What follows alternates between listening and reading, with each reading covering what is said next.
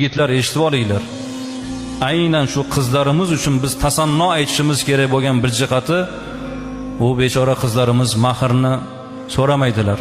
Men hali shu paytgacha falon mahr bersin degan kelin tarafni hali uchratganim yo'q. Boshqalarda shart qo'yadi. Mana boshqa musulmon mamlakatlarda shart qo'yadi. Shuncha kilo tilla berasan deydi mahrga.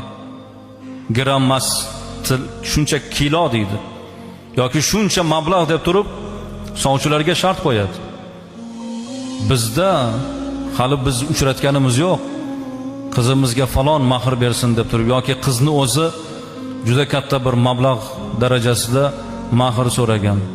Biz ming tashakkurlar aytamiz. Qizlarimizni shu odobiga, axloqiga, shu kamsuqum bir odatiga tasannolar aytamiz.